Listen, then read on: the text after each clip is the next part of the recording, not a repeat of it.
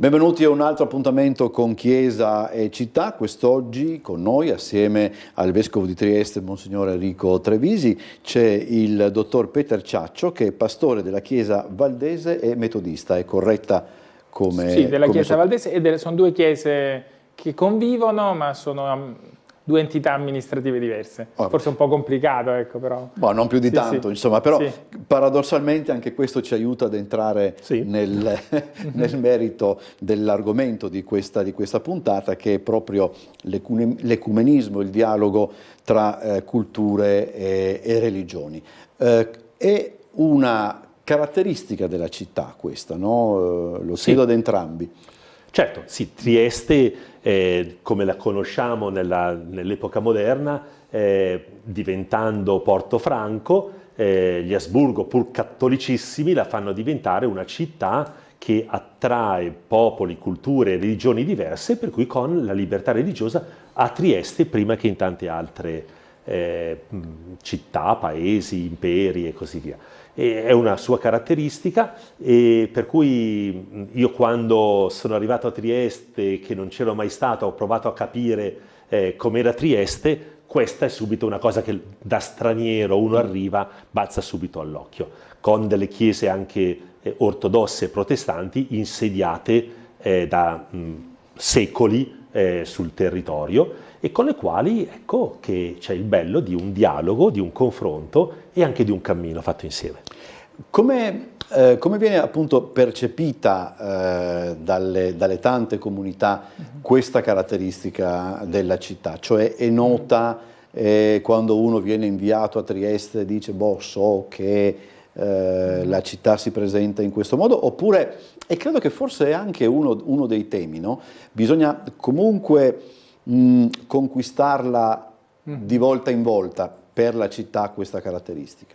Ma allora, fuori di Trieste non è che si parli molto di questo. Cioè, io l'ho scoperto, vengo da Roma, sono stato 9 anni pastore a Palermo, l'ho scoperto venendo qua, di tutta questa presenza multireligiosa, tradizionale, ecco, che fa parte della tradizione della città.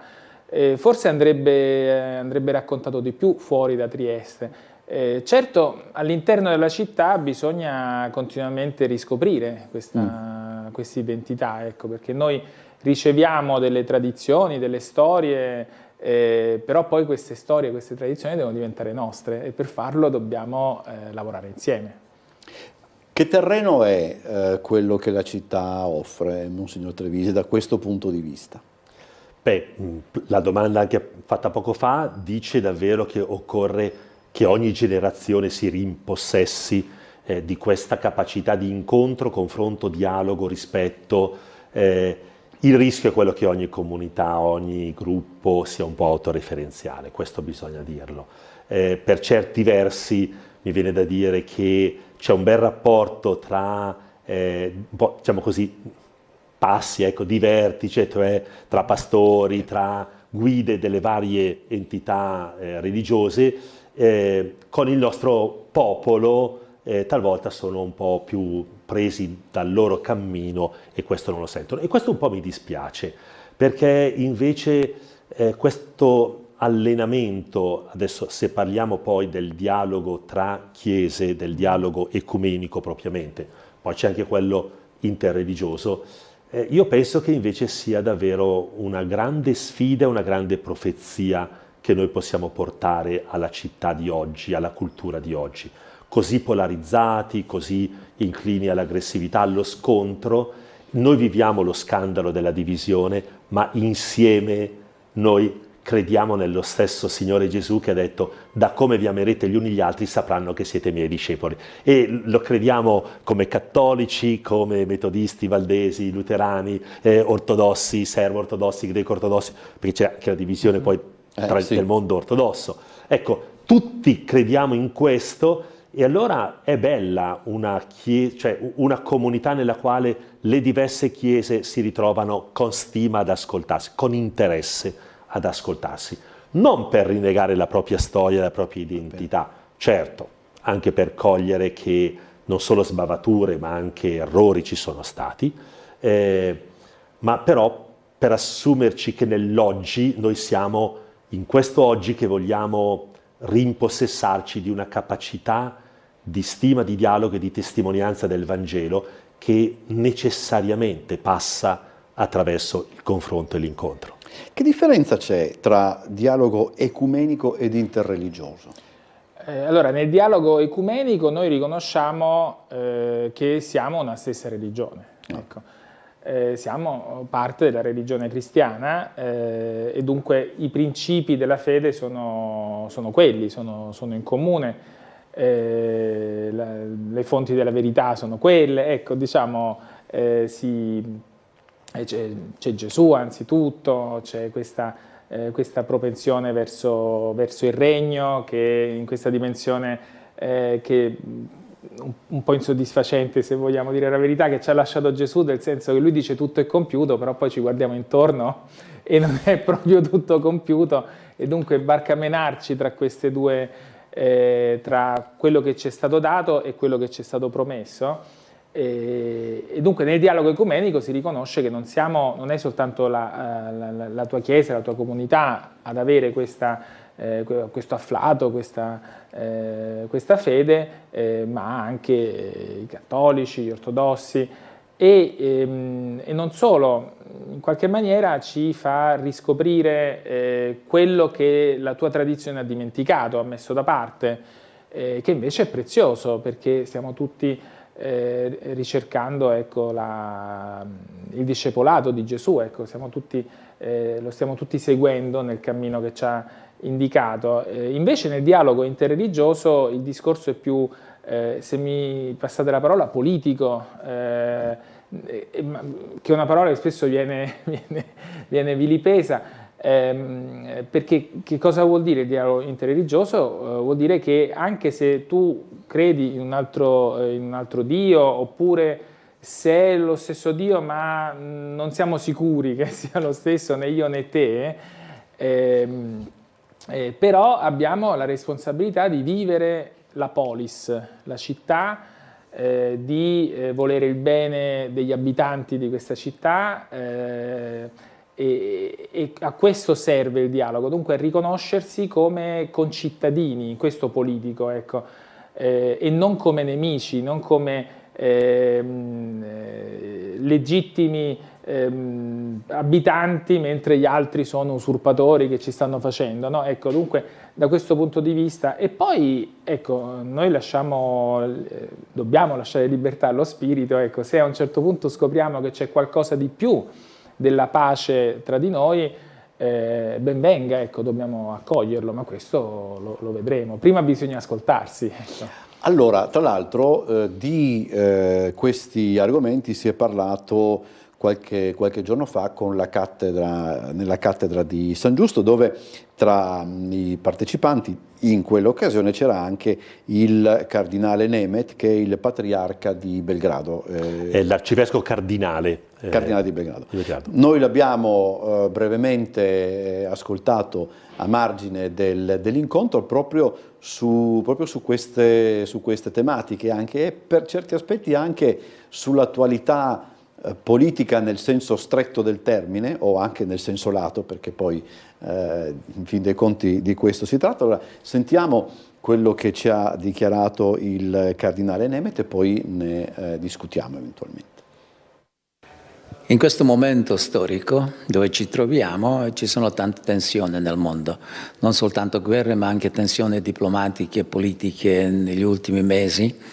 Veramente l'uomo e anche ogni cristiano deve fare uno sforzo per trovare segni di speranza, ma ci sono segni di speranza se apriamo più gli occhi e guardiamo ai posti giusti, perché accanto di queste tensioni ci sono sempre punti di avvicinamento.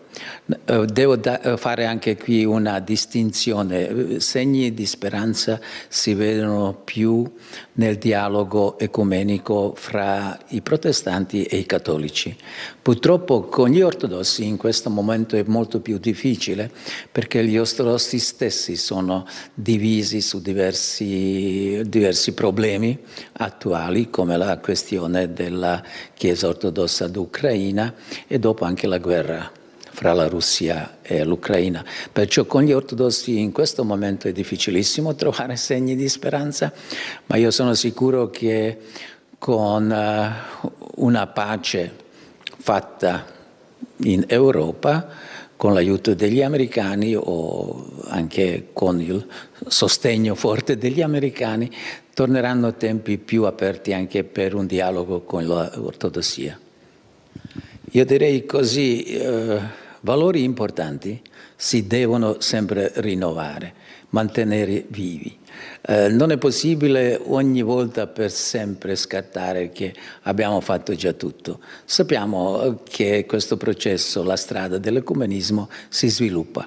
Alcune volte si fanno progressi, altre volte si fermano le cose, anche nel dialogo interreligioso. Per esempio adesso con i musulmani va meglio, con gli ebrei è più difficile a causa della guerra in Israele, Terra Santa e Gaza, ma questo è importantissimo di mantenere la pazienza e occhi aperti per continuare, perché fare una guerra si può facilmente, però arrivare a pace, cambiare i cuori è difficilissimo, ma non possiamo fare altro che continuare a cercare questi segni.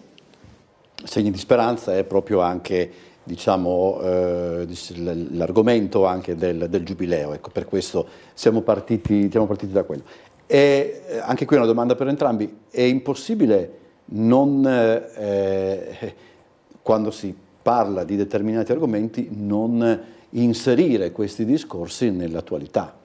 Probabilmente lo è sempre stato, adesso lo è ancora di più. Sì, certo, però io penso anche con intelligenza, cioè siamo chiamati anche a non cadere in alcuni tranelli. Faccio questo esempio che sto riportando in questi giorni. Pensiamo come c'è una guerra in Europa che è tra cristiani, perché è tra cristiani ucraini ortodossi e russi ortodossi, in maggior parte sono ortodossi gli uni gli altri. C'è una guerra, è vero, tra musulmani ed ebrei in Palestina ed Israele, ma c'è una guerra in Siria, in Sudan, in Yemen, e potrei andare avanti, che invece è nel mondo musulmano. C'è una guerra che è appena finita da poco in Etiopia che ha causato, si stima, quasi 800.000 morti e non abbiamo visto una immagine, una.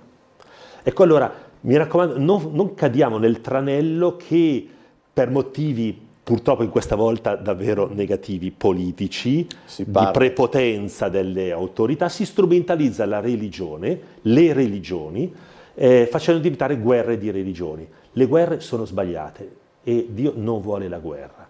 E anche nel dialogo interreligioso che abbiamo avuto qui a Trieste è stato riconosciuto, no, Dio non vuole la guerra. Sono gli uomini che la vogliono. E io penso che abbiamo questo, come guide religiose di questa città, dobbiamo riuscire a mantenere la barra dritta e di non cadere nel tranello che queste guerre ci portano a farci la guerra, a non ascoltarci più, a non trovare le ragioni per parlarci. Allora, di deviazioni e di errori che le culture, i popoli e le religioni hanno fatto nella storia e stanno facendo anche oggi, di intolleranze, di chiusure, ce ne sono da tutte le parti. Non posso andare a pescare l'elemento più positivo da una parte per confrontarlo con l'elemento più negativo dall'altra, perché questo è un errore logico. Sì. Ecco, no, quando dico un po' di intelligenza nel dialogo e nel confronto, dobbiamo mantenerlo. Ecco, io spero e voglio, ed è bello, ecco, che ci ritroviamo insieme, perché insieme vogliamo aiutare anche questa città a custodire la sua identità e a farla diventare un patrimonio che può essere come un seme che cresce e che arriva anche a contagiare altri. Quella convivenza, quell'ascolto, quel dialogo che la storia ci ha consegnato, passando attraverso le tragedie del Novecento, ecco, non dimentichiamolo, ma proprio perché sono passate, oggi abbiamo la responsabilità che siamo chiamati a predicare ai paesi dei Balcani, all'Ucraina, al Terra Santa, che se smettiamo di fare la guerra ci vorranno generazioni, ma possiamo imparare a stimarci. Ma ecco, l'ecumenismo e il dialogo interreligioso servono proprio per dirci le cose che non vanno. Spesso c'è questa idea di adesso, ora siamo amici, che bello, facciamo le cose belle insieme. Assolutamente sì, ecco, perché questo ci vuole nella vita, ma l'amicizia ti permette di dire le cose scomode all'altro, di dire anche qualcosa di trovare il modo di dire qualcosa che sai potrebbe essere recepito in maniera negativa, però non ti chiude, ecco, e dunque puoi andare avanti, si può provare a costruire qualcosa. Spesso, ecco, un po' perché oggi si squalifica la bontà, e questo è un tratto terribile dei nostri tempi. Allora, ma l'ecumenismo, l'ha detto anche Giovanni Paolo II, volemose bene, no? Diceva, usava questa espressione, ma non è solo quello. Intanto volersi bene è bello, ecco, questo anzitutto, ma se noi abbiamo un collegamento, d'altra parte questo succede, insomma lo fanno tutti nei conflitti, ma tu chi conosci che può parlare con quello? No, ecco.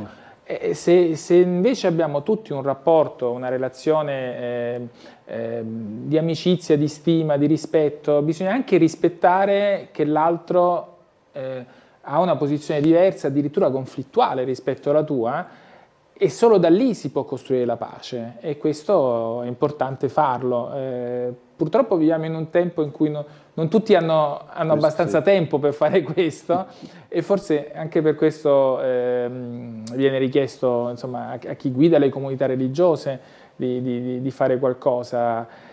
Dalla pace tra di noi deriva la pace degli altri, ecco. Ora, magari e forse anche la guerra, ecco, se noi ci facciamo la guerra, sì, poi non ti aspettare che il popolo non se la faccia, ecco. Dunque abbiamo una responsabilità di mantenere la pace tra di noi e di costruirla, perché poi mantenerla non sempre, bisogna costruirla insieme, ecco.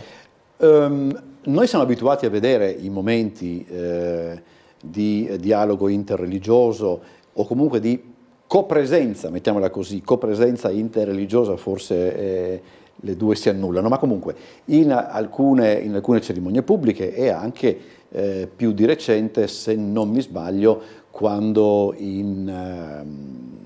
alla moschea non so mai qual è quella via, c'è stato appunto quell'incontro. Ci sono altri incontri periodici, eccetera, o è più complessa la cosa? Ma diciamo che a volte siamo noi chiamati un po' a inventarli, sì, anche questo l'abbiamo inventato, e diciamo che è andato oltre addirittura il pensiero, l'intuizione che abbiamo avuto, e questo è anche bello. Altre volte è così, anche il Cardinale Neve l'ha appena detto, ci sono delle fasi nelle quali il dialogo, l'incontro sembra essere un po' più facile, e altri momenti storici con altre magari comunità religiose in cui diventa un po' più faticoso. Noi, il desiderio qua a Trieste, sì, ci sono degli appuntamenti un po', diciamo così, programmati, a livello per esempio di ecumenismo nella settimana ecumenica che si fa sempre in gennaio, piuttosto che qualche altro appuntamento. Alcune cose sono affidate un pochino a noi, sono da costruire, talvolta la storia soffia un vento contrario, come appunto quello che sta succedendo con queste guerre, però io mi ritrovo molto in quello che ha detto il Cardinale Neve: pazienza, occorre pazienza e perseveranza, cioè, perché questa è la strada giusta. Questa è la strada giusta. Non c'è, l'altra strada è quella del conflitto, che può portare, ahimè, a degenerare, come diceva Peter poco fa, addirittura in un conflitto dai popoli. Mentre invece la pazienza dell'incontro, del confronto, e anche dirci anche, guarda, proprio per il legame che c'è tra di noi, su questa cosa io non sono d'accordo. E d'altra parte, che amicizia sarebbe se metto su una maschera e non ti dico quello che penso, non ti dico quello che addirittura nel nome del mio Dio, cioè davanti a Dio, io sento che devo testimoniarti. E io penso che questa sia la possibilità che a Trieste c'è e vogliamo costruire. C'è nel senso che io mi sono già trovato dentro queste relazioni, però, come si diceva poco fa, siamo chiamati a costruirla continuamente. Facciamo chiudere Sì. al dottor Ciaccio stavolta. Beh sì, è un percorso difficile, però è anche bello. Ecco, questo secondo me dovremmo evidenziare. Sembra che sia la strada facile quella di chiudere, di rompere, di far valere, di alzare la voce, la propria voce più dell'altro, la strada sbrigativa. Come se fosse appunto noioso discutere, fare, invece no, è bello ritrovarsi, ci ritroviamo, perché poi ecco, mentre ci ritroviamo ci sono i momenti pubblici, poi ci sono i momenti di preparazione, Sì. poi c'è il momento, cioè finito tutto, che facciamo? Ci lasciamo qui? No, andiamoci a prendere una cosa, no? Si sta lì, sia un momento conviviale e a me commuove vedere le persone che escono dalla chiesa o dal luogo di culto scelto e ci vedono al bar magari, no? Ecco. E l'espressione che hanno non è quella giudicante, come si fa a volte con quelli che vanno al bar, no? Ma è di soddisfazione. Guarda che bello, guarda, non è soltanto perché c'è l'appuntamento, perché c'è il momento istituzionale, potevano tornare a casa, fare le loro cose, invece prolungano questo tempo per un momento conviviale. Ecco. E questo secondo me va fatto, è molto bello, è utile e non solo noi crediamo che ci viene chiesto dal Signore, ecco, di fare questo. Grazie allora, grazie al dottor Peter Ciaccio, grazie al vescovo Trevisi, noi ci vediamo la prossima settimana. Ok, perfetto. Grazie.